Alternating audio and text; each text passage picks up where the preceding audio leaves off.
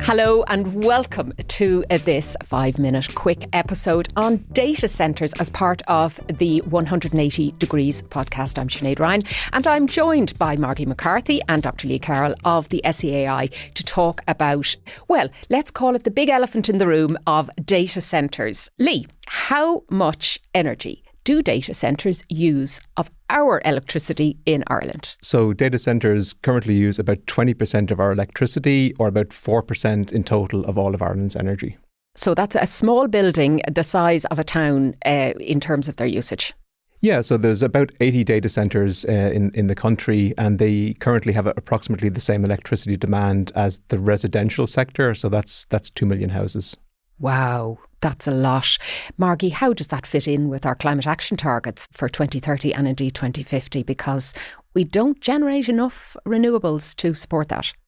So it's a timing issue. Data centres represent a large demand increase, and we're doing everything we can to accelerate the deployment of renewables in this country. We have a significant target for 80% renewable electricity by 2030.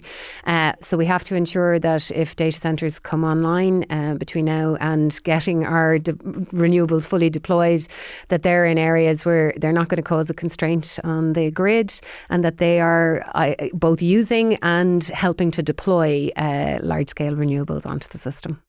OK, Lee, all the people living in those millions of houses know full well what they're expected to do in terms of cutting back on their electricity, and even if they didn't want to do them, their bills would make them do it. Are the data centres doing enough? Yeah, I guess the data centres are driving towards energy efficiency themselves. And then going forward as well, they need to bring with them renewable purchase power agreements to ensure that they're bringing to the table enough renewable electricity to power their own use. They're very important to the economy, Margie, and we do want to encourage them. Planning has been halted for the time being to allow us to catch up, as it were. What would you say to any future data centre operator who wanted to set up in Ireland? To ensure that they are working with the system to meet our climate obligations, so that they're playing their part for flexibility within the electricity system, and that they are, as Lee pointed out, using corporate power purchase agreements to ensure that they're both commissioning and deploying additional renewables that are equivalent to the demand that they'll need themselves in the data centres. And then they're contributing to Ireland's decarbonisation pathway. It's a fine balancing act, Lee. We want data centres and they need us.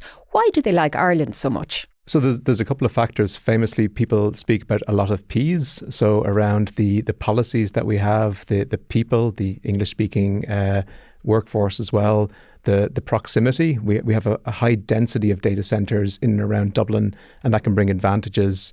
We have a stable power supply for big customers. We have pedigree of working with international companies and for bringing foreign direct investment in.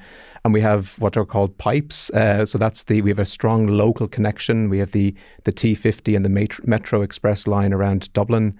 And we also have strong offshore fibre connection to the US and to Europe. Is it prestigious, Margie, having data centres in Ireland? Ooh, is it prestigious? It does play a big role in identifying us as a technology centre globally. We just have to make sure that that's balanced with also being a leader in sustainability in the globe. And so the conditions that we need to put on any data centres being commissioned in Ireland have to be aligned to our climate obligations. And we're seeing that in the various things, making sure that we're capturing waste heat from them, making sure that they are not causing constraints on the grid, and also making sure that they are adding renewables equivalent to their needs. Making sure those three things are in place means that we will have a sustainable centre for data centres globally. So we like data centres, but only on our terms. Mm-hmm. All right. Well, listen, that's our mini episode for this week on data centres. If you want to listen back to the full episode, well, then, of course, you can do so, because Margie and Lee joined me in that. It is up on the podcast now. Just search for 180 Degrees, wherever you get your podcasts from. And we look forward to seeing you next time here on 180 Degrees.